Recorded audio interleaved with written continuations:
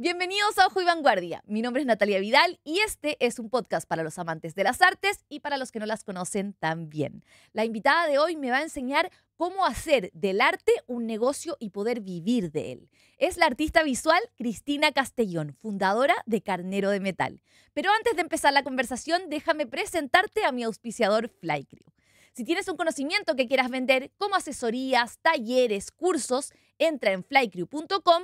Créate una cuenta y el equipo te ayudará a crear tu oferta soñada. Para iniciar, esta vez lo haremos con una cita que a mí me vuelve loca. Es el testimonio de Edvard Munch cuando habló sobre el grito. Cristina, eso es lo primero que te voy a preguntar. Cristi, muchísimas gracias por aceptar la invitación. Estoy muy contenta de tenerte aquí. Eres una de las exponentes de... eres como una representante de que el arte aún está vivo en nuestra generación, ¿verdad?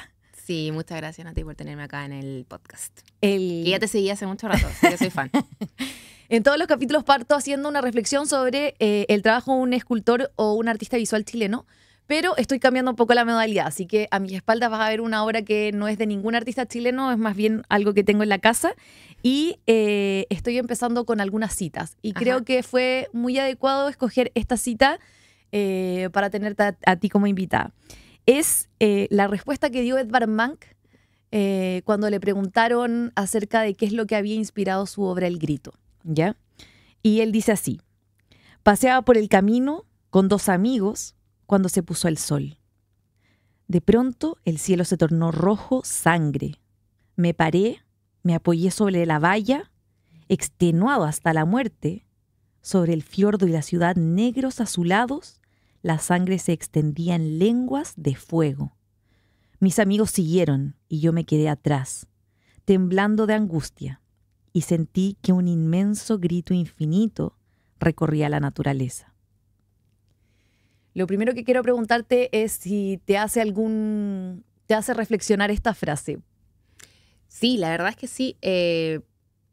Siento que tiene un poco que ver como con esa sensación de como la angustia que por lo menos cuando yo estaba en la universidad se repetía mucho en muchos de mis colegas, pero sobre todo me hizo mucha resonancia conmigo.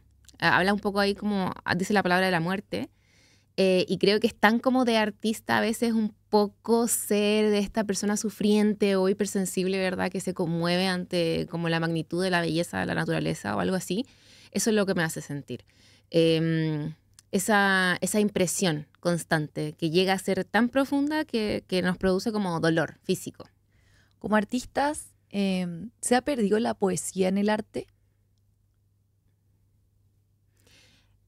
Lo que pasa es que yo creo que yo por lo menos siempre hago un ejercicio que divido, ¿vale? Porque sigo en contacto con muchos artistas, colegas que fueron compañeros de universidad y que quizás se dedican a un arte más como el que esperaban nuestros profesores que siguiéramos. Okay.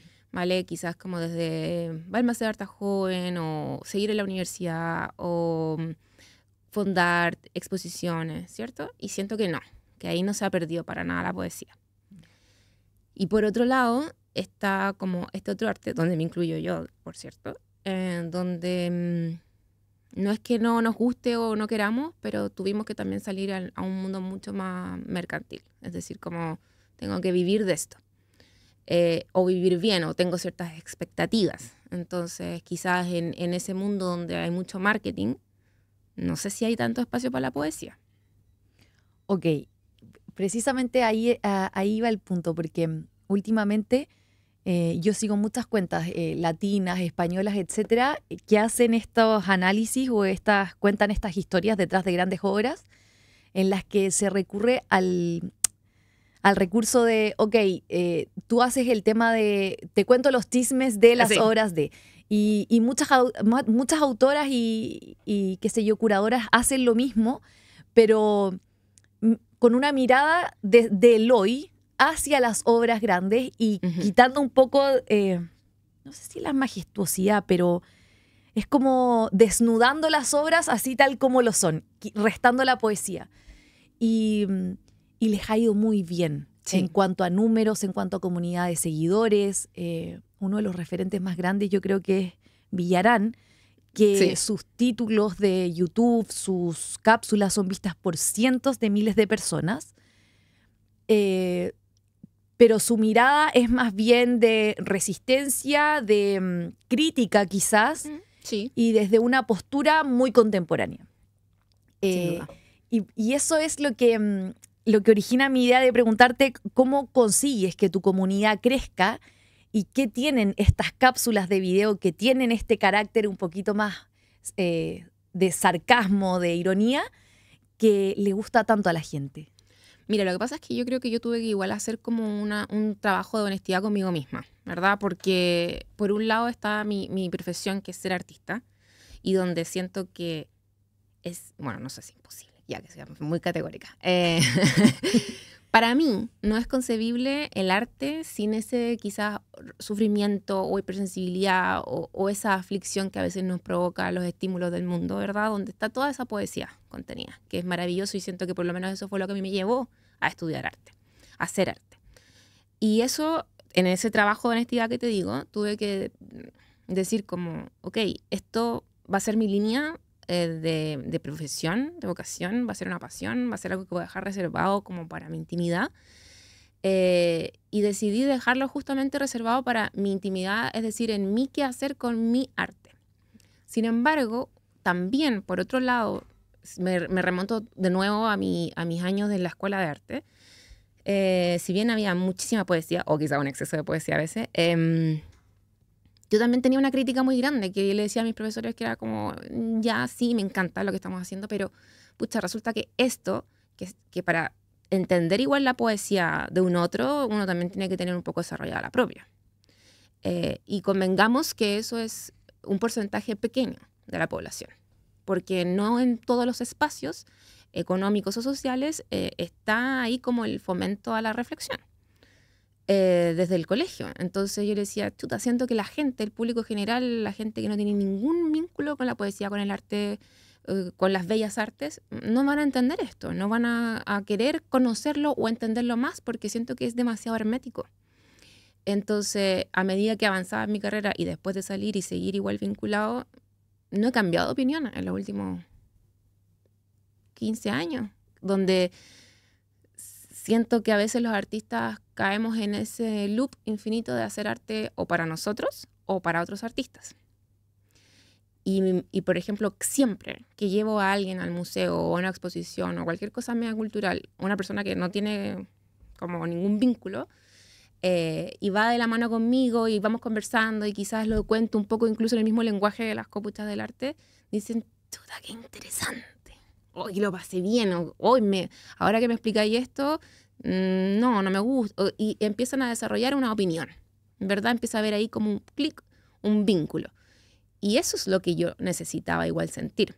Porque como te digo, una cosa es mi arte y lo mucho que la uso yo como medicina, pero que eso me sirve solamente a mí. Y yo necesitaba otra parte donde yo sintiera que el arte o lo que yo sabía pudiese servirle a otros.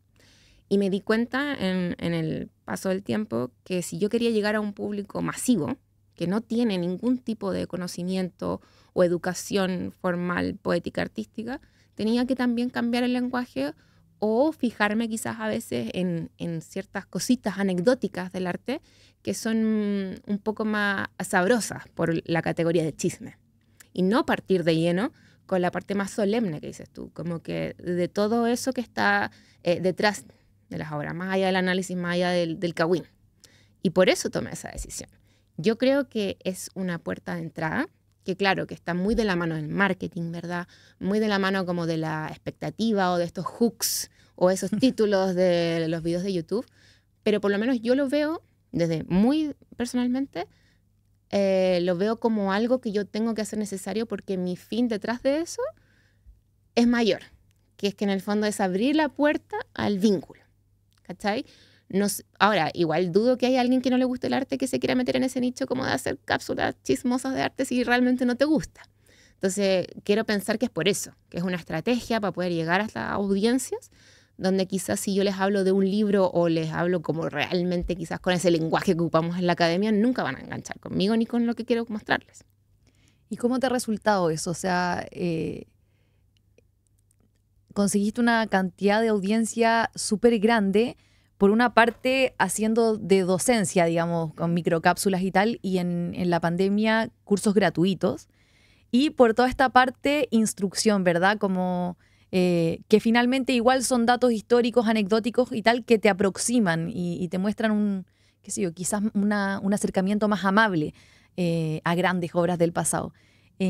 ¿Cómo viste esa recepción? ¿Cómo la fuiste analizando y cómo la convertiste en un buen negocio? Mira, yo creo que la recepción fue increíble, mucho más de lo que yo pensaba, porque yo no pensé que había o quizás no era que hubiese tanta gente interesada a priori, pero con un poquito así como de un lenguaje quizás más dinámico, lúdico, chistoso, irónico o satírico, enganchaban rápidamente. Y por lo menos en la pandemia sucedió que todos los lunes hacíamos las copuchas del arte, que era formato transmisión en vivo, transmisión live, y estábamos una hora y era súper rústico, súper así como pobre, digamos. Sacar un libro, mostrar una foto, o sea, cero producción. Y a la gente le encantaba. Y simplemente dejé de hacerlo por una cuestión de tiempo. Después fui mamá, la empresa siguió creciendo y todo eso. Y por eso ahora me moví a cápsulas como de Reels de 90 segundos o algo así. Tratar de condensar, pero seguir entregando ese contenido de alguna otra forma. Pero la recepción fue increíble.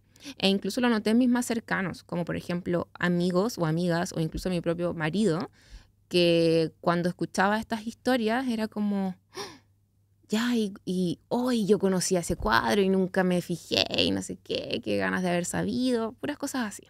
Entonces, y también, por ejemplo, me acuerdo que mi abuela, que obvio sí es muy fan mía, pero genuinamente ella esperaba los lunes porque decía, ¿qué va a hacer la Titi este lunes o de qué voy a aprender? Y ese era precisamente mi objetivo. ¿Cómo consigue un artista ganar dinero por lo que hace? Mira, lo que pasa es que yo siento que siempre esta fue una pelea con mi marido, ¿no? Porque yo digo que el artista puede hacerlo todo. Y él dice, ay, es que siempre ponemos a Gaudí de ejemplo, porque él dice, no, es que él era ingeniero, era arquitecto, no, era artista. Y como artista podía hacer de todo. Entonces siento que son infinitas las formas de monetización. Pero me da la sensación de que en el hoy, 2025, una de las formas más rentables viene siendo que un poco los artistas se amiguen con la ilustración. Que eso también es una pugna bastante importante, por lo menos desde las bellas artes, que ven la ilustración como una cosa muy menor o muy práctica, muy técnica y no tanto desde la academia.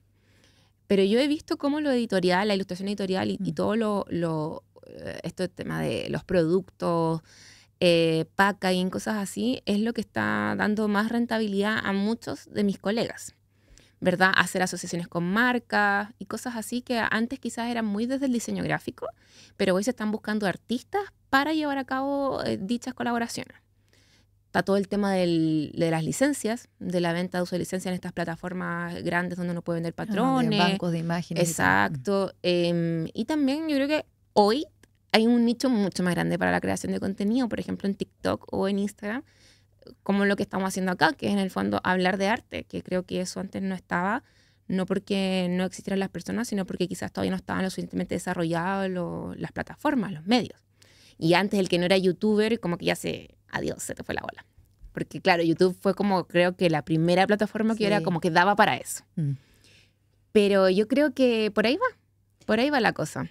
Y el artista, el tradicional, el que hace el lienzo, porque me imagino, yo nunca he hecho colaboración, yo no soy artista, partamos de la base de eso, pero me imagino que cuando uno trabaja con marcas hay ciertos requerimientos, ciertas limitaciones, ciertas líneas editoriales que condicionan la creación del artista. ¿Es así o no? Sí, o sea, sí, lo editorial no es como tú venías lo que te nazca de tu corazón. Para nada. De hecho, todo lo contrario. Lo editorial, así como en el sentido más pulcro de la palabra, es como haz algo que se ajuste a lo que yo necesito vender o mostrar o enseñar.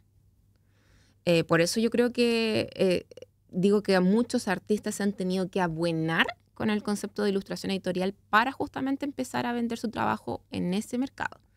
Pero claro, si tú decís el artista tradicional, esa persona que pinta lienzo o técnicas tradicionales, en Chile creo que es súper difícil.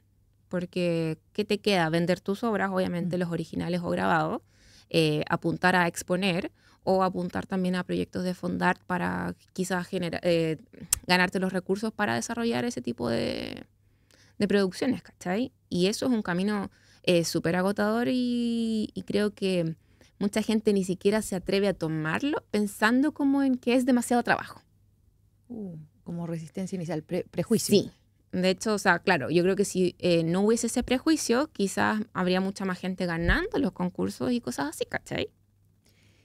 Y yo soy una ilusionada del arte y en eso puedo admitir que no tengo para nada los pies puestos en la tierra y soy deseosa absoluta y muy poco realista. Pero uno estudia las artes y entiende que el fin más próximo, si se puede decir, es la creación, ¿verdad? O el acto genuino de expresar y que lo que uno vuelque, sea lo que sea y con la técnica que sea y con la experticia que sea o conocimiento, provenga del interior. Y que sea en ese sentido, y también tienes algunas cápsulas en los que ahondas en eso, que sea auténtico, ¿verdad? Claro. Que sea original y auténtico en cuanto a es algo que nadie más pudo hacer porque proviene del interior.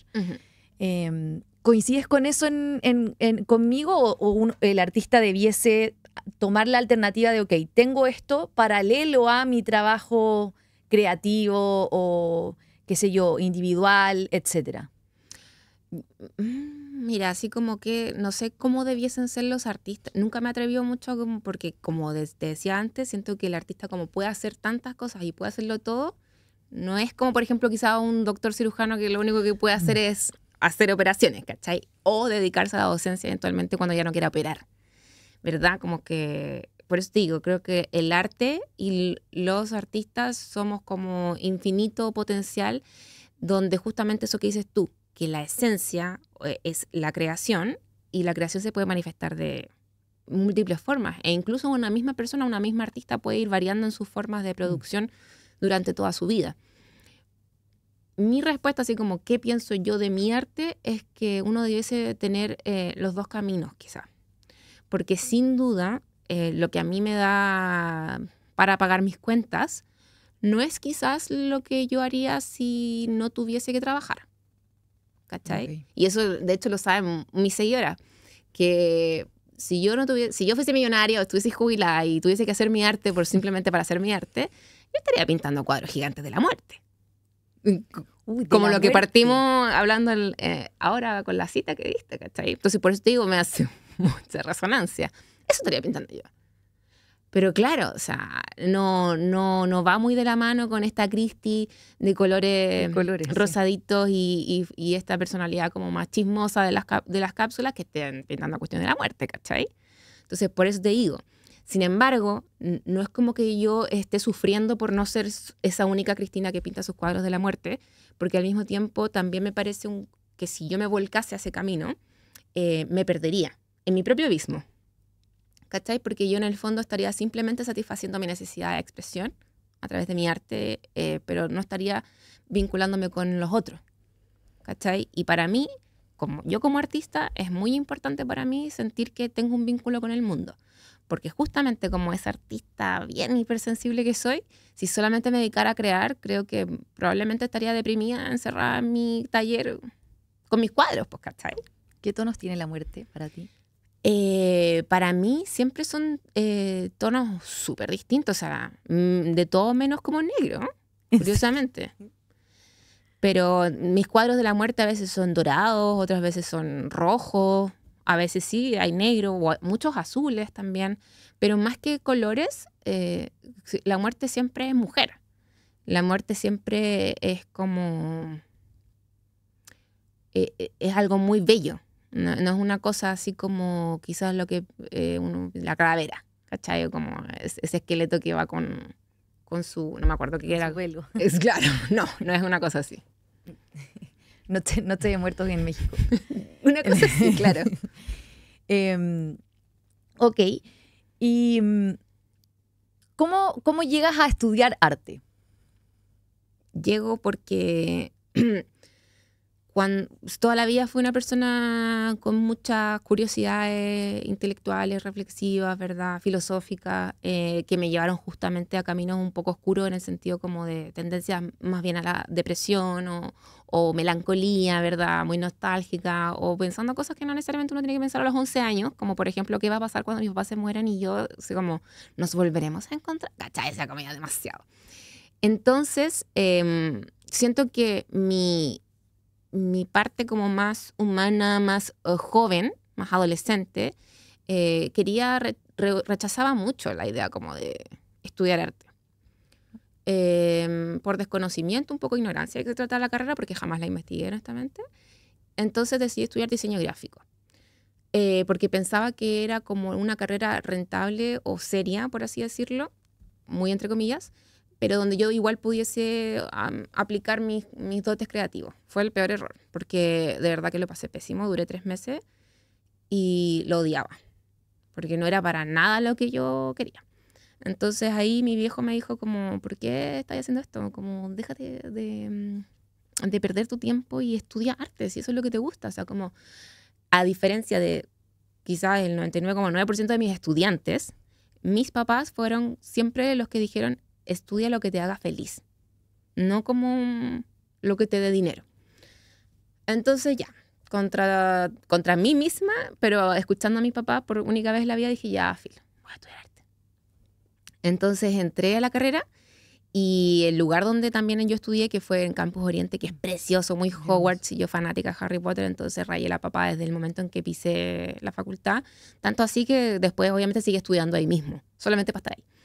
Pero fue eso, yo siento que yo rechazaba mucho como el estudiar arte. Era una contradicción interna porque tendías al arte, pero Todo era arte para mí. ¿Y por qué lo rechazabas? Porque yo sentía que yo ya era una persona muy melancólica y un tiro al aire, entonces si estudiaba arte iba a ser como yo me imaginaba a mí misma como esa caricatura de la artista como hippie, pobre, viviendo casi debajo de un puente, que mis papás iban a tener que mantenerme el resto de mi vida y yo iba a ser como el cacho, ¿cachai? Y no iba a hacer esa inversión de después tener dinero para poder hacerme yo cargo de mi papá. Era eso. Y también porque todos mis compañeros, y en esa época, 2009, que fue cuando estábamos todos entrando a la universidad, todos, sí era como, va a estudiar arte. No sé, pues era como decir que te iba a unir al circo también, como una cosa en el sentido, no porque el circo sea menos serio, sino como algo que tiene mucha incertidumbre de por medio. Versus todos mis compañeros que era como, obvio que voy a estudiar ingeniería comercial o civil y voy a tener un sueldo bueno apenas salga. ¿Cachai? Siento que el tema de lo incierto era lo que más a mí me pesaba. El decir, yo soy la única que va a estar con esta incertidumbre versus mis pares que están como todos estudiando cosas que quizás no les gustaban, pero que era lo que había que hacer. ¿Y cómo hiciste el tránsito? Es decir, entraste, terminaste la carrera. ¿Y qué resultó de eso?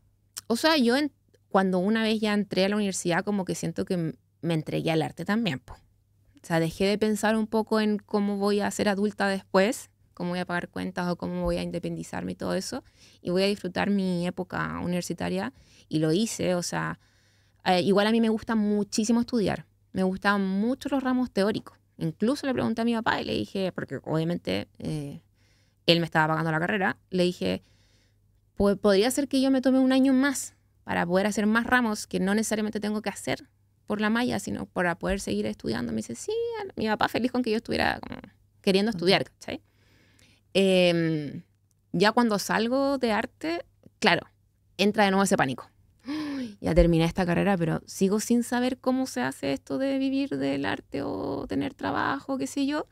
Me acuerdo que postulé como a trabajo como en Ministerio de Cultura, o me refiero al sector público. Mandé currículum donde igual la expectativa de renta era bastante baja. En muchos lugares tampoco me iban a pescar porque yo no tenía la pedagogía como para, por ejemplo, ser profesora de arte en colegio.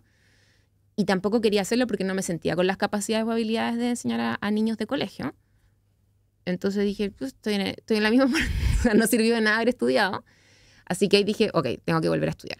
Voy a hacer un magíster porque, por último, así voy a seguir en la academia. Es decir, voy a hacer mi magíster, después voy a hacer mi doctorado para eventualmente ser profesora de universidad, porque también tenía el ejemplo más cercano, que es mi viejo, que él lleva como 40 años haciendo clases en la universidad. Entonces, conocía o entendía muy bien esa ruta. Y dije, ok, seamos. Quizás en mi mente dije, voy a sacar un doctorado en Historia del Arte, ¿cachai? Y ese era el plan, hasta la pandemia. Entonces fue a la punta del cerro. La pandemia te pilló estudiando. Sí, me pilló en el magíster. Y ahí tuve que pivotear. Heavy. Y muerta de susto también. Porque yo estaba súper contenta con mi magíster. Yo estaba estudiando en el mismo Campo Oriente estéticas americanas, que también, un poco lo mismo con el arte. Entré a estéticas americanas porque me gustó mucho la estética, pero yo así como, ¿qué es las estéticas americanas y para qué sirve? Moya. O sea, yo quería estudiar. En la carrera ya me di cuenta que la amaba y vibraba y fue maravilloso y ya, increíble. Y estaba escribiendo mi tesis cuando llegó la pandemia. Y eso atrasó las cosas, o sea, esto fue el 2020 y yo recién creo que defendí mi tesis en 2022. Atrasó mucho las cosas. Obviamente también yo me atrasé porque yo entré como en el abismo de la miseria, no necesariamente la universidad. Yo creo que la universidad así como que a todos nos jodió quizás un año, pero el otro año fue cuando mío. Pero igualmente en ese periodo, con la pandemia, recién habíamos tenido el estallido social también. Creo que había un ambiente de incertidumbre como ya mucho más colectivo, no solamente al cual yo estaba acostumbrada a sentir. Y como que todo el mundo estaba entrando en esta onda así como el pánico, qué va a pasar, existirá mundo, y ya fue demasiado para mí. Entonces ahí de nuevo me fui a pique, estaba con una depresión súper grande. En esa época yo estaba pololeando con el que ahora es mi marido. Estábamos viviendo en una casita chiquitita en Pirque y él trabajando como siempre. Aparte que él trabajaba como desde los 20 años, entonces estaba como súper acostumbrado. Yo como que no estábamos viviendo formalmente juntos, pero la pandemia nos pilló juntos, entonces como que terminé viviendo con él igual. Fue una cosa muy rara. Entonces, él fue el que me dijo, oye, pero ¿por qué estáis tan mal? O sea, sé artista, pues si ya tenéis un título que es como ser artista. Y yo le dije, es que no sé lo que significa eso. Y él así como, pero sal al mundo y haz tu arte, pues. Ve y sé. Y yo así como, es que no sé qué es eso. Inténtalo. Y así partió Carnero de Metal. En Instagram. Pero esto fue como que tú lo asocias mucho como a la salud mental, ¿verdad? Es que es difícil. Y por eso ahondo tanto en este tema. Es las personas que entran a estudiar arte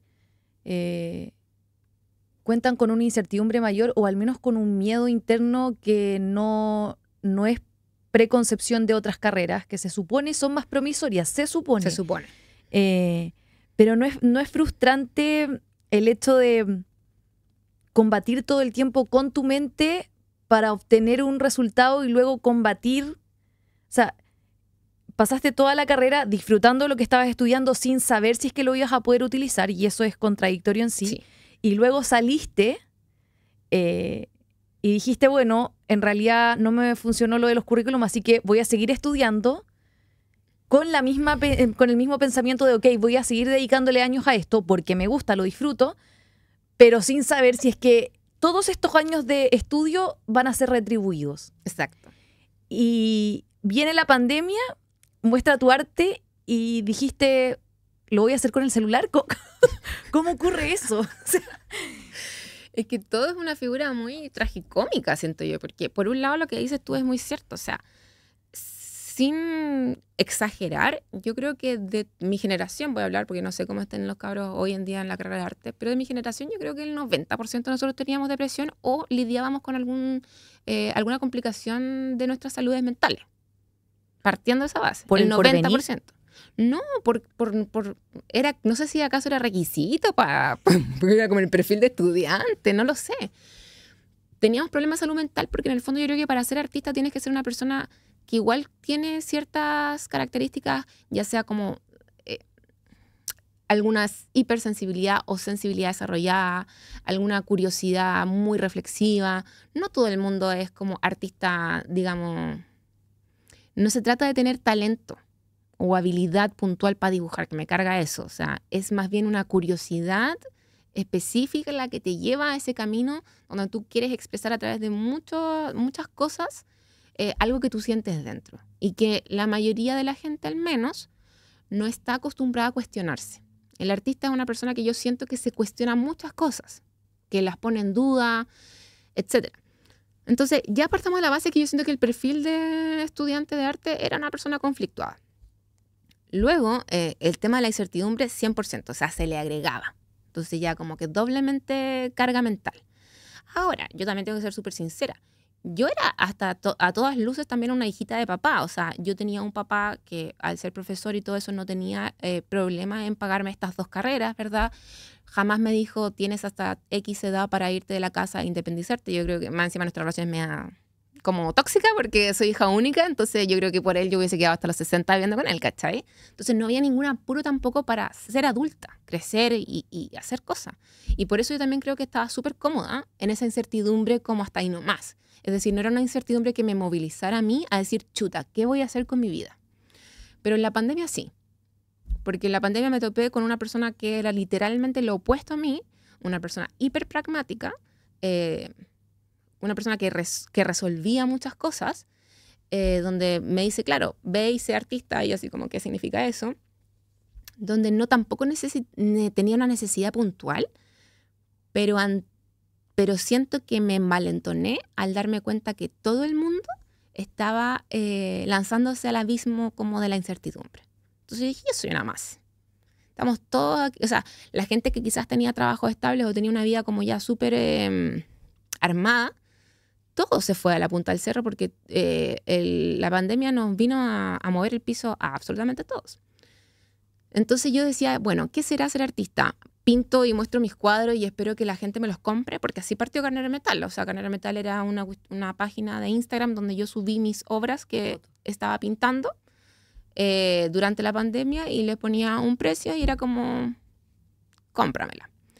Que eso no estaba funcionando. Bueno, un poco. Recibí varios encargos, de hecho, pero me refiero a que yo eso no me iba a dar para pagar cuentas. Y de ahí la pandemia sigue.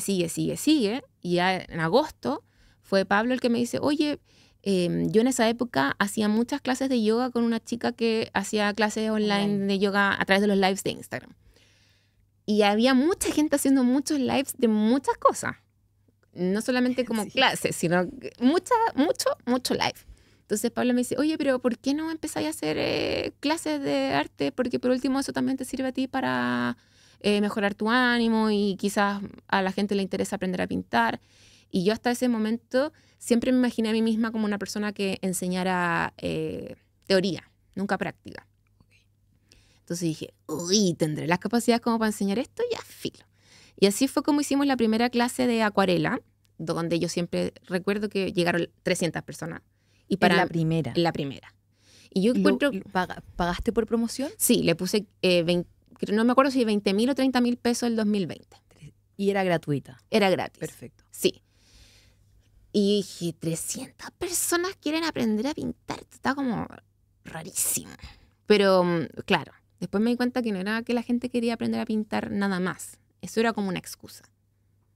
Toda esa gente quería expresarse, porque estaban todos dando una batalla titánica con salud mental, con depresiones, con la pandemia, con el encierro, con el desgaste y con todos los males de nuestra modernidad estaban aflorando demasiado en las personas que estaban encerradas.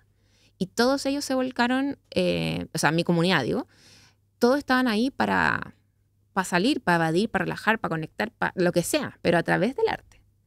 Pero me di cuenta que era una excusa porque no era que la gente quería aprender acuarela o pintar a priori. O sea, era más la conversación que sucedía, las reflexiones que se quedaban. Porque muchas de esas personas que hasta el día de hoy siguen siendo mis alumnas, muchas del 2020, que hemos seguido creciendo juntas y después son parte de artista pública y todo eso, resulta que partieron pintando acuarela pensando que eso era lo que les gustaba, pero ahora están en digital o están haciendo cualquier otra cosa ligada al arte, pero no era la técnica, a eso voy. No era la técnica la que convocó a esas personas.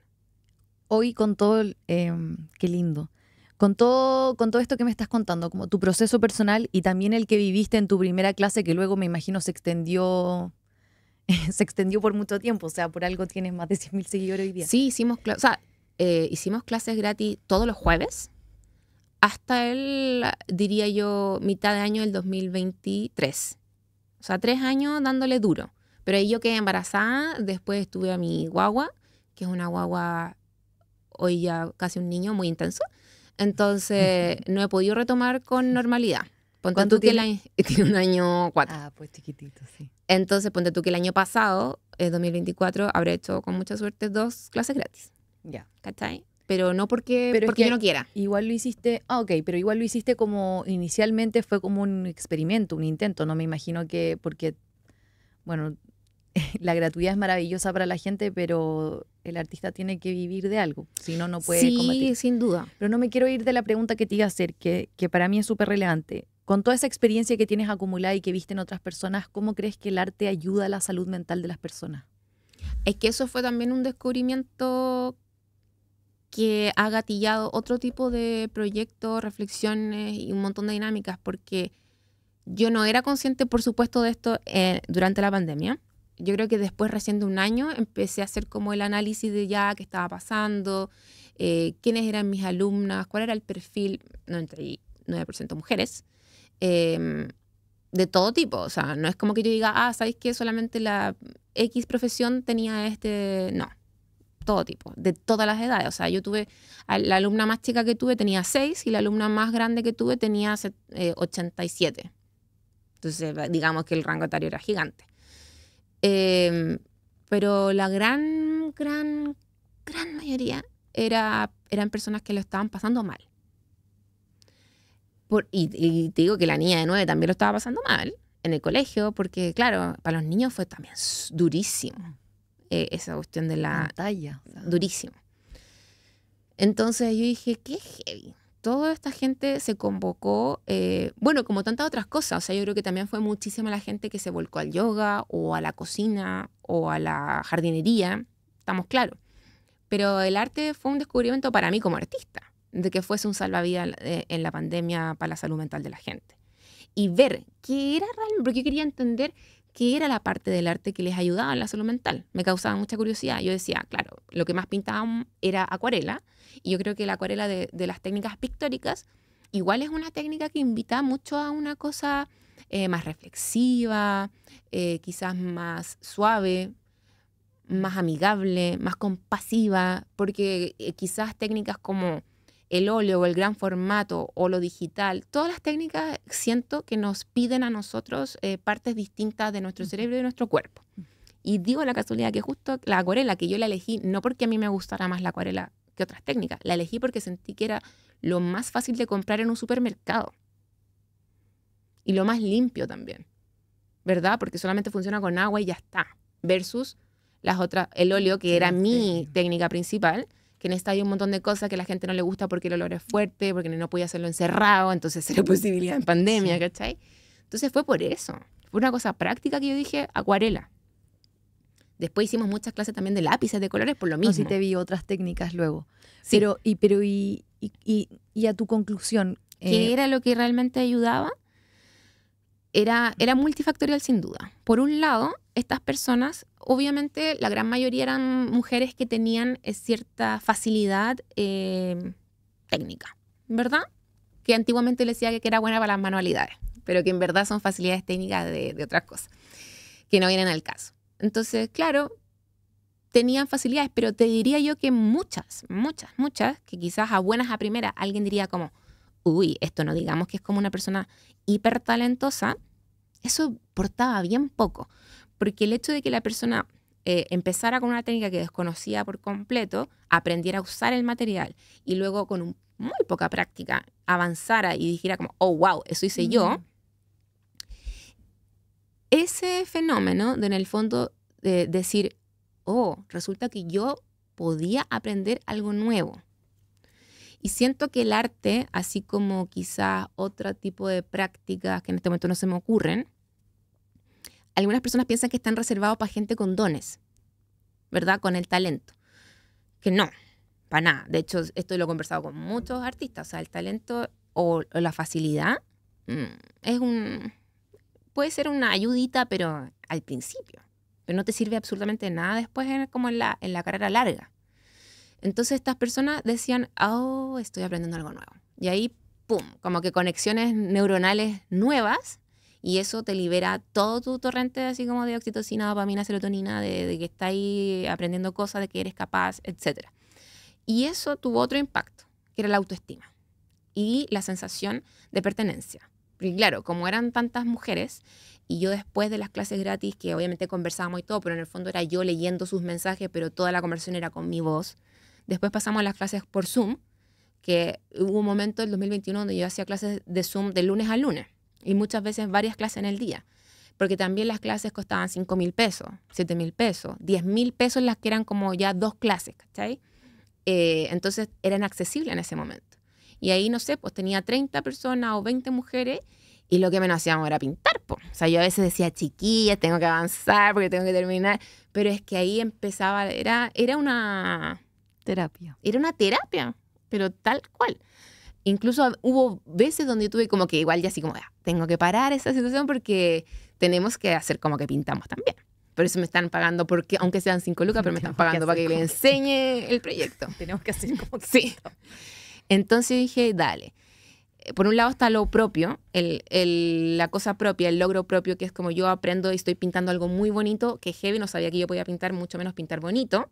Por otro lado estaba el autoestima, la contención femenina, de que tú entras a un grupo con muchas mujeres que te entiendes, te sientes acogida, sientes que tienes una comunidad, te sientes apoyada, y eso también impactó positivamente. Se generaron demasiadas conexiones, demasiados vínculos, se generaron amistades que perduraron post pandemia. Hasta el día de hoy también se generaron conexiones laborales. Hasta el día de hoy nosotros tenemos el grupo de WhatsApp, que si bien hablan bastante menos que en la pandemia, si alguien alguna vez necesita ayuda, alguien dice, chiquilla, necesito donadores de sangre, chiquilla, la rifa, o chiquilla, busco pega o lo que sea, ahí se reactiva el grupo y siempre están respondiendo. Y eso me encanta. Se mantuvo. Y ya como última cosa te diría que por qué me di cuenta que el arte hacía tan bien para la salud mental, era porque en el fondo te permitías a ti misma tener ese espacio donde surgían preguntas incómodas o reflexiones, o esa curiosidad que te decía yo que es tan innata a todos los artistas, que ya lo tenemos, y por eso vamos y estudiamos arte para encauzarlo. Pero que siento yo que en el cotidiano la gente que vive su vida alejada del arte no está acostumbrada quizás a reflexionar sobre cómo el abismo o el atardecer o los colores o el impacto o lo incierto o la muerte. Y acá esa reflexión se dio sin que ya la buscaran, porque claro, en la medida que practicaban más y se metían más en la técnica y se volcaban más a la pintura, empezaron a surgir en ellas ya no así como, ok, la Cristi me está enseñando a pintar un pájaro realista. Chao. Las gallas salieron de eso y empezaron a practicar en su casa o a hacer las pinturas que les salían del corazón, ¿verdad? Entonces ya no estaban aprendiendo una técnica formalmente, estaban expresándose a través de su arte. Y ahí salió otra cosa totalmente brutal, y por eso también ellas sanaron muchas cosas. Y te estoy hablando de que yo creo que he escuchado testimonios de mujeres que estuvieron con nosotras en las clases brutales, o sea, que estaban perdiendo familiares por el COVID, que estaban en situaciones no solamente de depresiones, de violencia, de muchas que quedaron cesantes, muchas con hijos enfermos, muchas que eran cuidadoras, muchas que estaban con problemas económicos. Entonces, todas esas mujeres usaron el arte en ese momento puntual de sus vidas para salir adelante. Y ese episodio de nuestras vidas, que fue el nacimiento de Canero Metal, pero que igual ya quedó atrás porque la pandemia terminó, todas volvieron a sus rutinas, ¿verdad? O se generó una nueva realidad, no lo sé. Claro, quedó ahí, pero ese aprendizaje me consta. O sea, yo creo que si, obviamente que no suceda, pero que si vuelve a sucediese en nuestras vidas otro evento catastrófico, quizás ellas ya saben que tienen que recurrir al arte en ese momento. Espero. Después de esto, no, te iba a hacer una pregunta antes y no quiero que se me olvide. ¿Cómo llegas a TED? A TED, la respuesta que me gustaría darte es que me buscaron, pero no fue así. Yo tengo que ser súper sincera. TED de ese año, que si no mal, era el 2022, el TED donde estuve yo, la estaban haciendo en la Adolfo Ibáñez. Okay. ¿Vale? Yo había ido el año pasado, 2021 o 2020, no me acuerdo, a TED, también en la Adolfo Ibáñez, que era de mujeres. Era solamente de mujeres. Ay, lo pasé increíble, me encantó, fascinante. Y Pablo, como estudió en la Adolfo y uno de sus profesores creo que conocía, no sé, nada más, algo así como que conocía a nuestra organización, Pablo llama o manda mensaje, él siempre está a mí postulándome a todo. Y dice, oye, caché que están haciendo la convocatoria a un nuevo TED, conozco a la persona perfecta para su charla, mi esposa. O no, mi polo, no me acuerdo en ese momento. Y le dice, Pablo manda el Instagram, manda todo como el currículum, por así decirlo, y la persona le dice, sí, que se sume, que venga. Eso fue. Pero, claro, yo digo, chuta, la respuesta que me hubiese gustado darte es como, no, me buscaron. Pero Pablo me propuso, me postuló. ¿Y el proceso para preparar esa charla es acompañada o tú propusiste el tema, propusiste todo y lo armaste Uy, no, individualmente? es que todas las TED tienen un tema. Y se me fue cuál era el futuro, caos. parece. No. ¿Cómo puede provenir? No, mi tema era esa, la charla se llama El poder del caos, Sí. pero como la temática que del TEDx de ese año, no me acuerdo muy bien cuál era, algo de inspirar o futuro, algo así parece que era. Y en base, o sea, tú tenías que atenerte como a la gran temática, pero la charla la propones tú. Perfecto. Obviamente, o sea, no la mandas por escrito ni te la aprueban ni nada. Te dicen obviamente todo lo que tiene que hacer, bla, bla, no sé cuánto. Y luego, eso sí, antes del TED propiamente tal, tienes que pasar por un proceso como de coaching, porque no todo el mundo tiene por qué haber dado antes quizá una charla frente a mucha gente, que es mucha gente que se pone muy, muy, muy nerviosa. Entonces ahí te enseñaban un poco de vocalización o, sí, mira, haría un hook como acá, ese tipo de cosas. Pero el contenido creativo de tu charla es 100% tuyo. Eso no te lo cambian, o al menos en mi caso. ¿Cambió algo en tu carrera después de eso? Sí.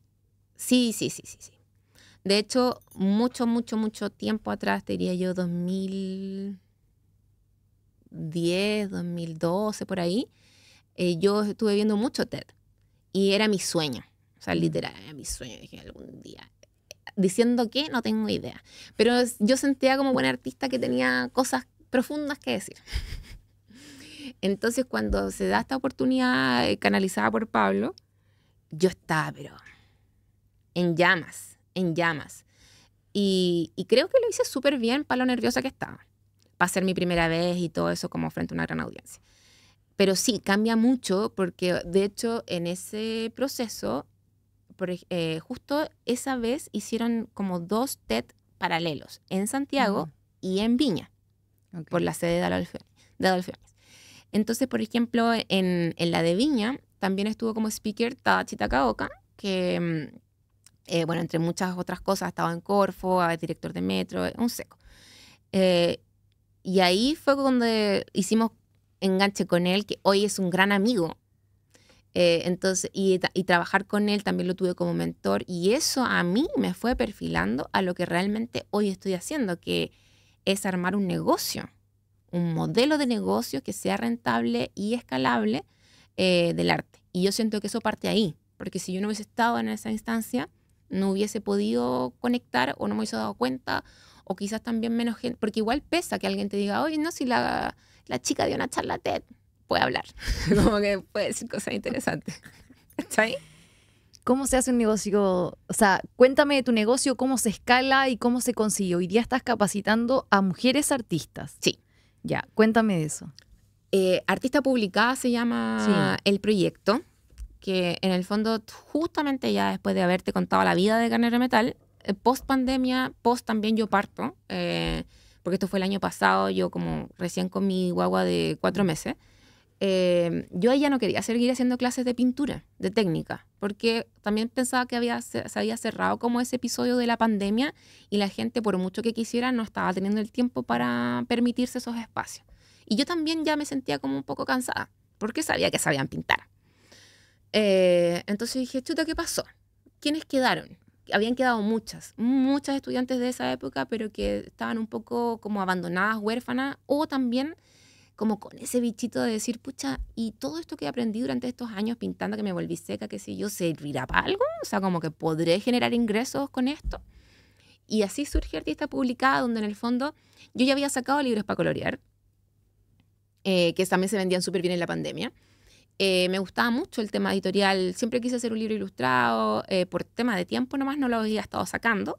Entonces yo dije, ¿y qué pasa si sigo haciendo cursos, clase, enseñando, pero ya no técnica de aprender a pintar, sino que enseñando qué es el mercado editorial, cuáles son los lineamientos del editorial, qué necesito, cómo proponer, cómo componer? Entonces en el fondo era un conocimiento teórico, teórico práctico, digamos. Entonces dije, ya, voy a hacer una prueba, voy a lanzarme con un curso de ilustración editorial, donde el examen, por así decirlo, del curso va a ser que publiquemos un libro físico. Entonces, pero era una cosa media loca, porque igual en ese momento yo como que no sabía muy bien para dónde íbamos ni qué, pero dije ya, abrí 30 cupos para 3 libros. Se llenaron al tiro. E incluso gente que no era de Chile, a pesar de que yo les dije, ya, pero el libro solamente se va a vender en Chile de momento, no importa, quiero estar ahí como... Obviamente, y soy súper sincera y qué bueno que tenemos el espacio para hablar de esto, hay gente que cuando esto partió no, o quizás no entendió muy bien o quizás no estaba de acuerdo. Pero muchas personas o sea, no muchas, pero un par de personas hicieron comentarios del tipo, Carnero de Metal se quiere aprovechar de artistas emergentes, como en el fondo vulnerar y aprovecharse de ellas porque le están pagando a ella para que ella venda libros. Esa era la figura y yo dije, chuta, esto está muy mal. Afortunadamente las chicas que estaban en el proyecto entendieron a la perfección qué era lo que estaban pagando, que era el curso, ¿verdad? La capacitación, la formación y los conocimientos necesarios para empezar una carrera en el mercado de ilustración editorial. Por otra parte, el libro, ¿verdad? El producto físico que hacíamos no era una apropiación, es decir, no era como quizás una editorial que contrata a una ilustradora y no tiene por qué poner que la ilustradora fue la que hizo eso porque pagó el trabajo y ya. La gracia de Artista Publicada era que era un libro especial, no era un libro para colorear solamente. Iba la ilustración, que lata no haber traído ningún libro. Era la ilustración de la artista, luego venía otra página completa con la ficha del artista, su foto, de dónde era, de qué ciudad, cuáles eran sus intereses, qué técnicas les gustaba trabajar, en qué se habían inspirado para hacer la obra, qué es lo que habían aprendido del proyecto y lo más importante, el código QR para sus redes sociales para que la gente pudiese conectar con ellas. Y luego, así como anécdota o arroz graneado, venía la versión para colorear de las ilustraciones que hacían ellas, que esas las hacía yo para que la gente pudiese pintarlo. Entonces, ¿de qué me encargaba yo? De hacer la ilustración de las portadas, ¿verdad? Y Carnero de Metal como empresa es el que tiene el vínculo con las editoriales, con la imprenta, con la producción, etc. Y hacíamos en el fondo esa pega. Las chiquillas, una vez que terminamos el proyecto, quedaron muy contentas, muy felices. Además que también se les daba la posibilidad a ellas de comprar todos los productos con un descuento importante para después ellas poder venderlos como quisieran y donde quisieran y a quienes quisieran. Y resulta que las chiquillas eran muy habibi. O sea, ellas, las 30 chicas vendieron como 700 copias. Ellas compraban el libro para luego venderlo y tenían un descuento, perfecto. Exacto. Y ellas después incluso lo podían vender más caro que el precio de venta como oficial. Librería. Pero ellas podían venderlo al precio que estimaran conveniente porque, por ejemplo, no sé, pues si una de ellas era de Antofagasta o de Punta Arenas, no había librería. Allá obviamente lo iban a vender más caro que en Santiago y está súper bien porque había que añadirle el costo. Pero les fue súper bien vendiendo. Pero más allá de eso, empezaron a entender que era súper difícil ser artista y estar publicada. Que en el fondo ese era el problema que nosotros queríamos solucionar como artista publicada. El capital que uno tiene que tener para autopublicarse es bastante grande. Tú te autopublicaste en las primeras ocasiones, perfecto. Y es al contado.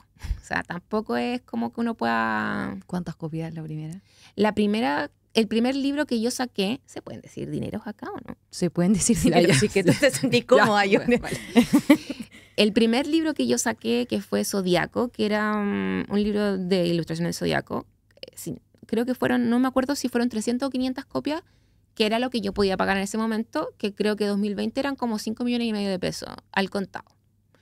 El cual obviamente después era como tú verás cómo lo vendes, porque... No tenía compromiso. No, porque tampoco eso era con venta. imprenta nomás. No era editorial, no era nada. Y yo lo vendí y todo, pero fue duro. O sea, yo me acuerdo que con mi mamá estuvimos como una semana entera repartiendo libros en Santiago. A las de región se las mandamos por correos, pero... Y el punto de venta era tu sitio web. No, si yo no tenía sitio web. ¿Cómo? A Instagram. O sea, como... Chudas, pero que esta parte, si me llegasen a funar del Servicio de Impuestos Internos, cortemos esa parte. Por favor. No, todos empiezan así. Pero no éramos nadie en ese sentido. O sea, yo creo que en ese momento, con mucha suerte, debemos haber tenido 15,000 seguidores, que es muy, muy grande, pero pequeño en comparación como lo al que está hoy Instagram de día. ahora. O menos, yo creo. Puede ser que 10,000. Ponte ¿Y tú. los vendiste todos? Sí. De hecho, recuerdo que ya había, antes, así como que en verde, por así decirlo, había vendido 100. Por adelantado. Y claro, Preventa. preventa. Ya. Y con ese dinero que me llegó de esas 100, pude como pagar en el fondo toda la tirada. Perfecto. Y fue muy bonito porque en el fondo yo me había, por primera vez en mi vida, había dejado de ser una hijita de papá, ¿verdad? Y me había comprado mi iPad, que me dolió el alma y no puedo creer la cantidad de plata que gastar. Pero dije, tengo que poder hacerlo. Entonces, para mí el vender ese libro también era recuperar la inversión de ese aparato costosísimo, pero que yo sabía que me iba a servir para mí, y lo fue, porque sigo pintando con el mismo iPad. Pero yo les explicaba todas estas cosas a las chicas artistas publicadas, y no solamente eso, o sea, una cosa es, ya, imaginémonos que uno tiene la plata suficiente como para autopublicarse 1,000 copias si uno quisiera. Genial. Pero eso no significa que tú vayas a entrar a las librerías del país, porque las librerías, llámese todas las que conocemos Sí. de los malls y todo eso, no reciben a la persona individual, a la persona natural. O sea, yo no puedo ir con mi libro autopublicado y decirle, te lo traigo. Maní. O sea, las editoriales le compran a otras editoriales o a otras imprentas o a empresas grandes. Empresa. Entonces ya ahí hay una barrera de entrada importante, porque tu libro puede ser precioso, pero si no tienes como ese aguache, es súper difícil. No así, obviamente, con tiendas quizás que sean de emprendedoras, que obviamente claro. el trato es distinto. Y pensemos que uno entra igual. Tienes la audiencia para vender tus 1,000 copias o lo que sea, porque claramente también tienes que tener una audiencia. Entonces son muchas las barreras, y eso es lo que en el fondo en Artista Publicada las chicas que tomaron el curso empezaron a entender, y ellas entendieron que este curso, mucho más allá de la capacitación y tener los conocimientos para poder publicar y todo lo que hay que saber, era un valor agregado que era como, yo aquí estoy siendo publicada bajo varias marcas que ya están fidelizadas. Una era Canero de Metal, pero también somos marca Chile. O sea, Canero de Metal es marca Chile. Y eso también para mí es algo muy bonito, porque ser marca Chile significa que el trabajo está avalado como que esto es un trabajo nacional, internacional en este caso, pero de artistas o artesanas que son nacionales. O sea, tiene un peso importante tener tu stamp de marca Chile, que por cierto hay mucha gente que no lo sabe, pero uno tiene que postular y mandar el proyecto. Claro. O sea, no es como que yo puedo sacar el logo de internet y lo pagué y punto. Ponerlo en mi producto. Entonces, y también el de la editorial. Y eso permitió que los libros de esas 30 mujeres llegaran no solamente a todas las librerías del país, sino que creo que la semana pasada llegaron a España, a una filial de la editorial en España. El proceso es súper lento, eso sí, porque claro, uno hace un libro, pero a veces puede tardar hasta 3 meses realmente que tú tengas el producto físico. Entonces fue muy bonito porque a pesar de que hubo gente que... pero digamos haters, como que dijeron así como, no, esto está mal porque están abusando de la cuestión, yo me quedé muy tranquila explicándole a las chicas que en el fondo el curso que ellas pagan es un precio, es una inversión que yo encuentro muy justa para en lo que se metieron. Porque de hecho, muchas de ellas, de esas 30 mujeres iniciales, se repitieron el plato durante todo el 2024, y varias de ellas empezaron a tener sus contratos editoriales. Otras marcas las buscaron, otras marcas les pidieron ilustrar productos, y algunas de ellas están ganando cifras por sus proyectos que ellas ni en su vida pensaron que iban a poder cobrar. O sea, en un proyecto que se ganaron más que un sueldo de 2 meses en su trabajo normal. Y ese para mí fue la mejor paga. Es un trabajo lento, obviamente depende de qué tanto tiempo, interés, motivación le ponga a cada chica, pero sin duda es una oportunidad creo yo que no tiene precedentes. ¿Y por qué creo que tengo razón en eso que digo? Porque ese proyecto nos hizo ganarnos la beca ILAI, que es otro hito importante que yo ya la comencé y que me voy a Estados Unidos en mayo, porque ahí me van a enseñar a mí, me van a capacitar a mí en cómo yo puedo llevar este proyecto a los otros países de Latinoamérica en físico. Porque si bien ya hemos tenido artistas de muchos países, de 9 o 10 para ser exactos, me encantaría que en esos países ellas también pudiesen tener sus productos y sus Y libros. al día de hoy, ¿cuántas chicas han trabajado contigo? ¿30 o ya son más? 120 aprox artistas publicadas. Claro, en cada uno de los libros, 30. No, porque por ejemplo, siempre esa es la gracia. Y este año, 2025, yo ya planifiqué el año también con más valores agregados, ¿cachai? Porque el año pasado sacamos libros para colorear, varios, 7 parece, pero también sacamos libros de relatos ilustrados y sacamos mazos de cartas. Por ejemplo, el oráculo de la creatividad.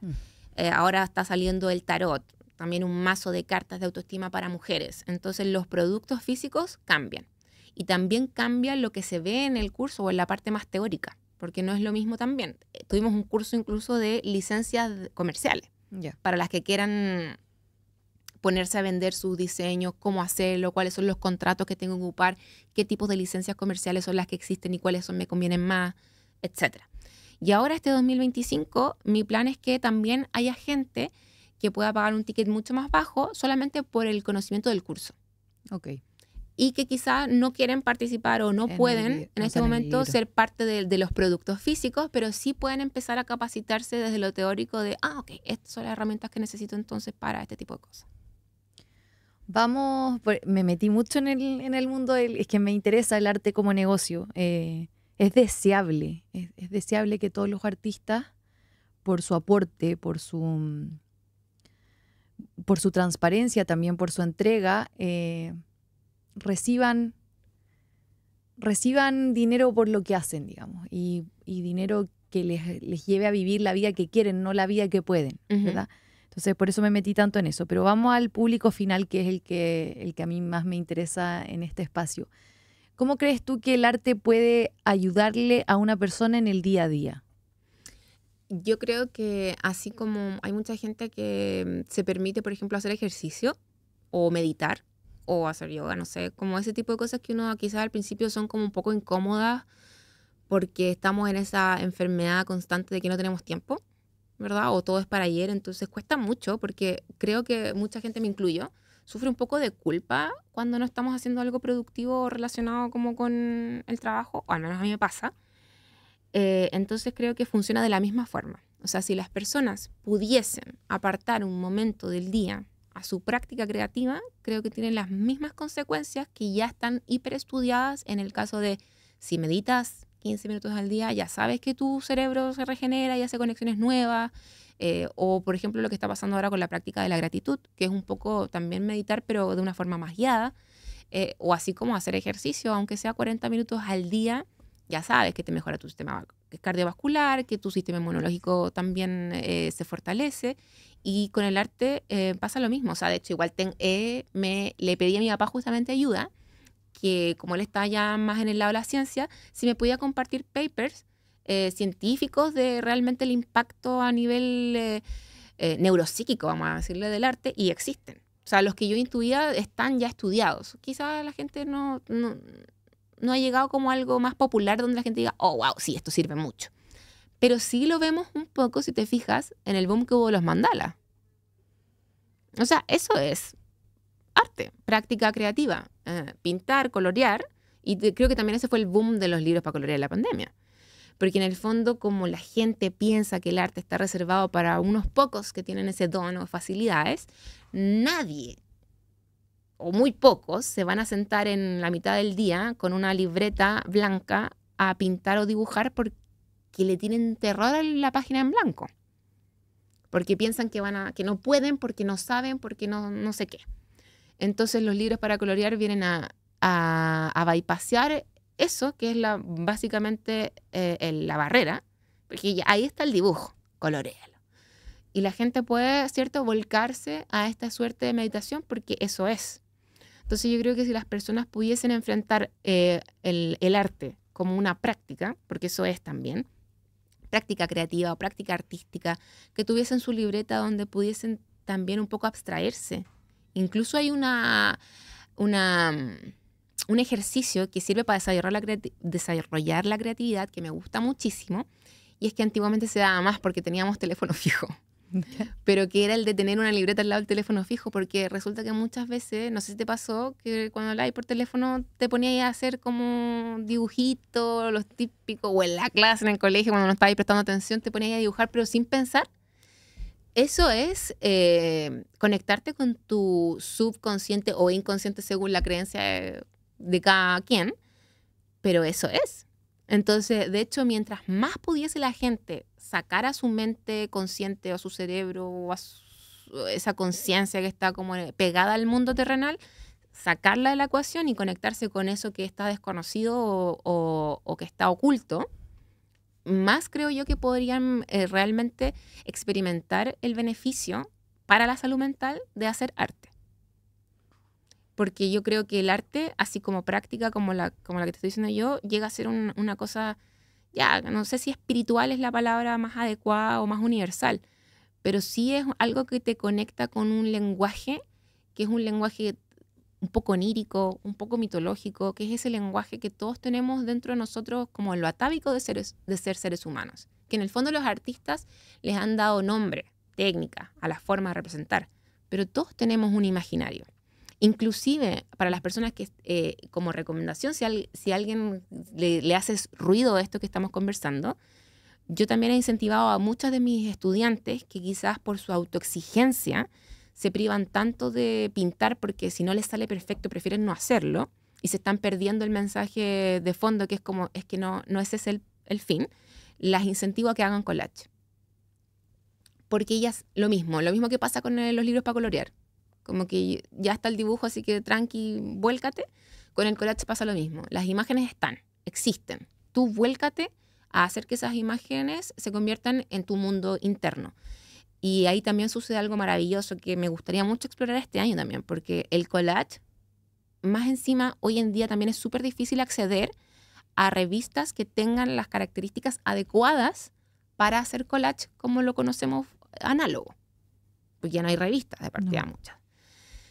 Entonces el collage digital con ciertas plataformas gratuitas está también teniendo un boom importante, y cuando yo les muestro esas herramientas que para mí pueden ser súper básicas a mis estudiantes, ellas han rayado, y te juro que en Artista Publicada el año pasado las que se volcaron al collage han sacado unas cosas alucinantes. Entonces digo, estas mujeres tienen mucho guardado, pero insisto, son esas autoexigencias, esas expectativas de qué es lo que debiese ser el arte o cómo debiese yo manifestar mi arte, lo que frena a la gente. Entonces, como invitación sería que si es mucha la tensión que genera la libreta con el lápiz o la pintura y no voy a estar realmente pudiendo conectarme con mi yo interno, collage. A mí me parece que el problema con el arte...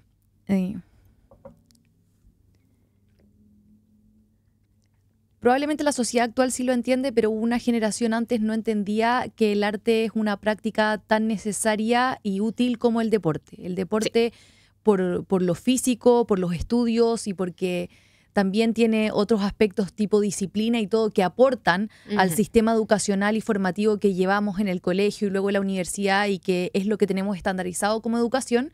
El arte no cuenta con ese favoritismo, no con ese favoritismo.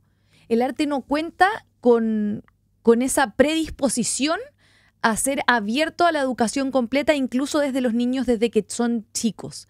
la sensibilidad, el llanto, la risa muy fuerte, el hablar fuerte, el tener un carácter, siempre ha sido visto como algo indeseable, como algo que hay que acotar, como algo que hay que controlar. Las emociones desbordadas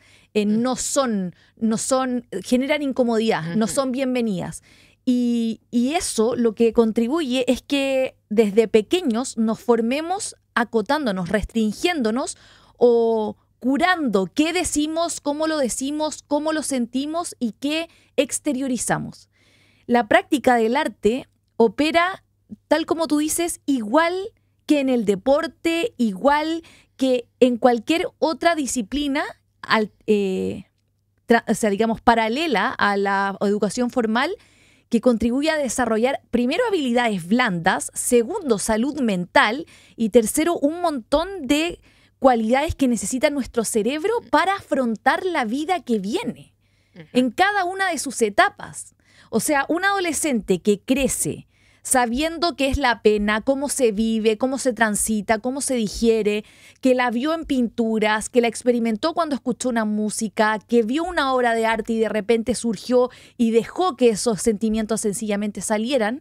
Cuando se aproxima a las dificultades de la adolescencia, al primer amor, a quién soy, qué voy a estudiar, de qué voy a vivir, qué van a pensar mis papás, sabe perfectamente cómo enfrentar esa situación. Y si no es perfectamente, al menos tiene las herramientas para poder investigarse a sí mismo. Y eso aún no está digerido en la educación de hoy. Se valía el esfuerzo, se valía la disciplina, se valía el deporte, se valía un montón de cosas, pero el arte tiene un aspecto relegado. Entonces, yo pienso que aparte de la práctica creativa, el ser espectadores de cualquier cosa, no estoy diciendo la pintura es la más difícil de todas de ser espectadores, pero entender qué es lo que uno siente con cierta nota musical, qué es lo que le produce ver la solemnidad de un ballet, qué es lo que le produce estar dentro de un concierto y ese fervor y que toda la gente colectivamente cante la misma canción, salte, o estar en una fiesta y que todos bailen y se rían y qué sé yo, estén felices, lo que contribuye es a ser mejores personas en lo sensible y estar más preparados para afrontar la vida, si no es fácil. Y lo conecto ahora con lo que tú decías, es las personas que entran a arte tienden a tener un lado sensible, oculto, coartado, y eso influye en su estado de ánimo.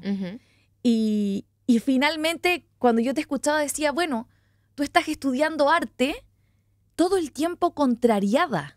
Sí. Y si estás estudiando ingeniería, estás todo el tiempo corriendo como, vamos, aquí voy porque voy a salir y tengo asegurado el sueldo de 2 millones. Que no es seguro hoy en día. El artista no es, por favor, que se demore un semestre más, que se demore un semestre más, porque no sé qué voy a hacer con todos estos conocimientos cuando salga. Me parece muy valioso abrirle estos espacios, dejar de rigidizar también qué es arte, qué no es arte, para que las personas puedan desenvolverse y exteriorizar lo que sienten de la manera que les venga mejor. Qué lindo lo que dijiste de la práctica creativa. Yo nunca, y qué importante lo que dijiste, yo siempre he dicho, yo soy muy mala con las manualidades, soy horrible. Y hago unas cosas para mi hija y digo, y precisamente, qué increíble cómo tenemos las personas sensibles de ese prejuicio, dije, no, en realidad yo no puedo hacer eso, así que voy a hablar de arte, porque no puedo ser artista. Y ahora me mostraste que no, así que voy a ir a agarrar los mandalas, no. Última pregunta, que tiene que ver con lo mismo. ¿Cómo crees tú que como sociedad podríamos influir e incidir en que los niños crezcan más vinculados con su sensibilidad y que vean en el arte una oportunidad de vida? Está súper difícil, porque creo que en todo orden de cosas, para que los adultos podamos enseñar o entregar herramientas a los niños, en el fondo uno predica con el ejemplo, ¿verdad? Es como lo del celular. Yo no le puedo decir a mi hijo que no esté pegado al celular si lo único que ve de mí es eso. O no le puedo decir a mi hijo qué lindo es leer si yo nunca me he visto abrir un libro. Entonces encuentro que es súper difícil que un adulto que no se permite las experiencias artísticas o creativas o culturales o patrimoniales, que incluso pueda ver lo bueno que podría ser para a los niños o la infancia en general. Entonces sí, creo que es muy difícil.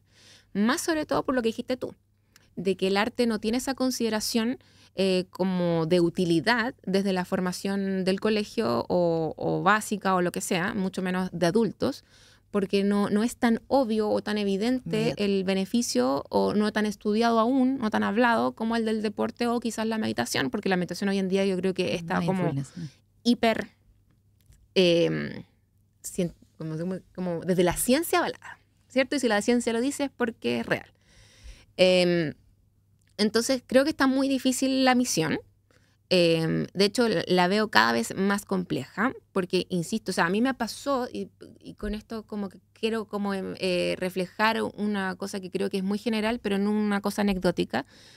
Una vez en un curso estábamos hablando con las estudiantes y era un curso súper pesado porque tenían que justamente conectarse con ese mundo interno y tratar de pasar esa barrera del no soy buena para esto.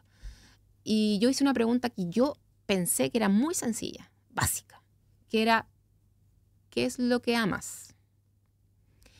Y eso generó una especie como de crisis en la clase, porque de las 10 o 15 personas que eran, no me acuerdo, creo que una fue capaz de responder la pregunta. Y yo quedé como quizás estoy formulando mal la pregunta, pero no, esa era la pregunta. ¿Qué es lo que amas? Del mundo, de la vida, que no fueran personas, por cierto. Y y yo dije, pero pueden ser cosas simples, le dije yo. Es decir, por ejemplo, yo amo las nubes, el mar, amo el cine, no sé, como cosas, el chocolate, da lo mismo, no tiene por qué ser una cuestión como tan solemne. Y no habían respuesta. Entonces dije, pero ¿cómo es posible? Pensé yo misma, que yo piense que esto es tan obvio y para estas personas fue como que casi que yo les preguntara, no sé, algo totalmente descabellado. Y me di cuenta que era porque no se permitían ese espacio. Porque claro, para saber qué es lo que amas te lo tienes que preguntar primero. Para poder responder esa pregunta hay que preguntártelo uno mismo, pensar, experimentar, tener experiencias, ¿cierto? Y no todo el mundo tiene tiempo o espacio para vivir experiencias para uno concluir, amo esto. Y eso me dio mucha pena. Mucha pena, porque dije, chuta, estamos mal, estamos muy mal. Y al mismo tiempo, sí, lo que decís tú de que para ser estudiante de arte eres este perfil también súper sufrido que está ahí todo el rato contrariado estudiando tu carrera, porque yo creo que si uno pudiese estudiar cualquier carrera, pero hablando del arte, no teniendo ese miedo, habría más gente estudiando arte.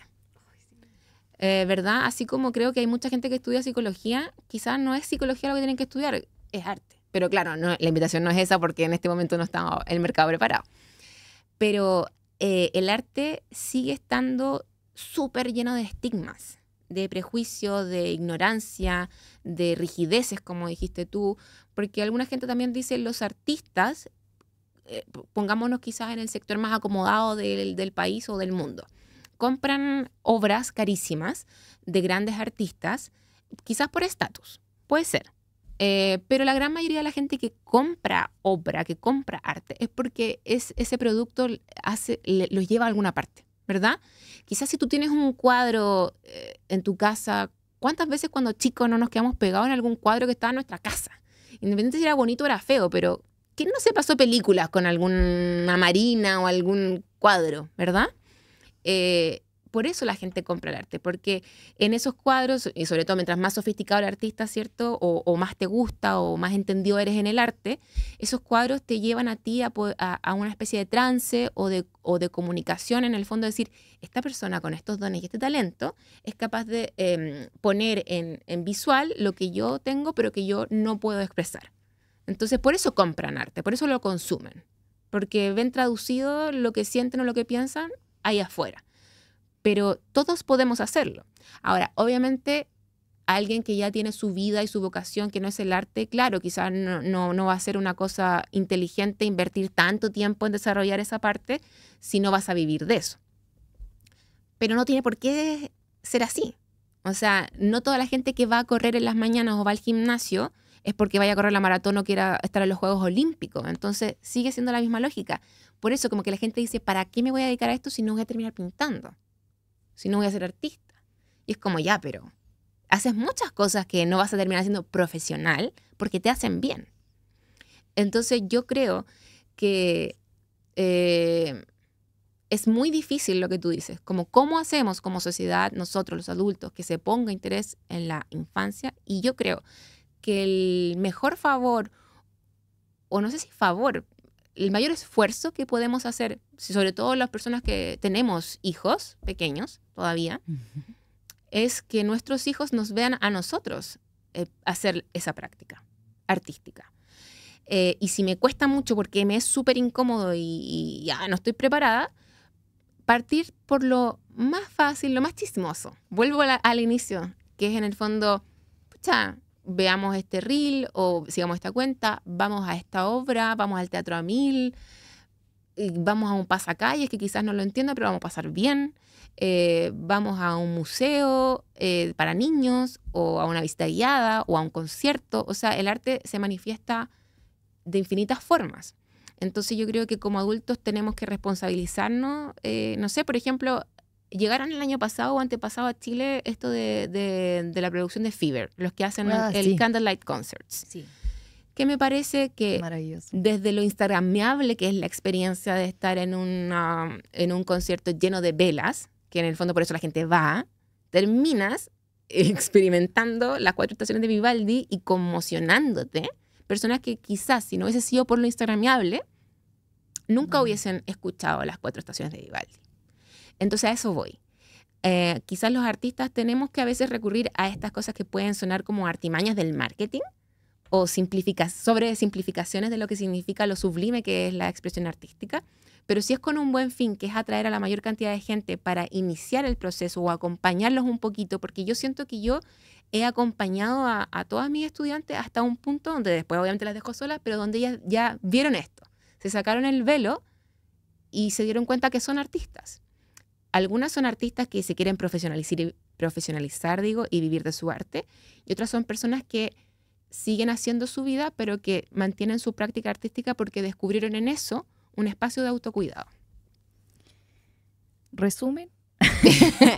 Vayan a hacer algo. Yo digo como, a mí me encanta esto porque mi marido promueve muchas prácticas y todo, pero para mí es, haz deporte, toma terapia o pide ayuda para sanar tu mente y practica o sé espectador de cualquier arte. Porque no vas a ver los resultados en la formación normal, no lo vas a medir en una prueba, pero en la medida en que creces vas fortaleciendo tu yo interior. El yo físico, el yo interior, que te van a ayudar a poder afrontar la vida, enfrentar tu vocación de manera con un autoconocimiento resuelto, enfrentar tu profesión con una mirada creativa, con una mirada original, con una mirada que también piense en tu retribución interior, en que se mantenga viva la pasión, y que finalmente te sientas realizado y puedas resolver rápidamente una pregunta sustancial como qué te hace feliz, dónde te gusta estar, qué es lo que más te gusta o qué es lo que amas, de manera más rápida, fácil y espontánea. No puede ser que estemos viviendo en piloto automático siguiendo las reglas que el curso 1, que el curso 2, que el curso 3 y que no haya un espacio específico para resolver para qué nos sirve todo esto que estamos haciendo. ¿Por qué te despiertas? ¿Por qué trabajas? ¿Por qué? Pero no para ganar plata, ¿ok? ¿Para qué ganas plata? ¿Por qué lo quieres para tu vida? ¿Y qué es lo que hace que llene tu corazón de tal manera que tú te puedas sentir satisfecho, pleno y que llegas a final de año, celebres con velitas y champán o uvas y digas, este año fue bueno porque siento mi corazón llenito. Así que haz deporte, cuida tu cabeza con terapia, con meditación y practica o anda o sea espectador de arte. Totalmente. O sea, eso que dices tú, de que en el fondo estar expuestos a la creación propia o ser espectadores del arte, concuerdo en que desarrolla la creatividad. Y la creatividad es necesaria para la vida. Porque tú dijiste algo que para mí es fundamental, que significa resolver. Y la creatividad es encontrar nuevas soluciones a los problemas. Entonces, independiente que lo que hagas sea bonito, no te guste, sea feo o lo que sea, estás trabajando tu creatividad y eso te sirve para absolutamente todo. Entonces, sí, háganlo. Tal cual. Cristi, muchísimas gracias por aceptar la invitación. Gracias Lo pasé muy bien, espero tú también. Sí. Hemos terminado Gracias por llegar al final de este episodio. Espero que lo hayas disfrutado tanto como yo. Recuerda dejarme todos tus pensamientos, comentarios, suscríbete a YouTube y Spotify para no perderte ningún episodio y sígueme en TikTok y en Instagram. Nos vemos en el próximo capítulo. ¡Chao, chao!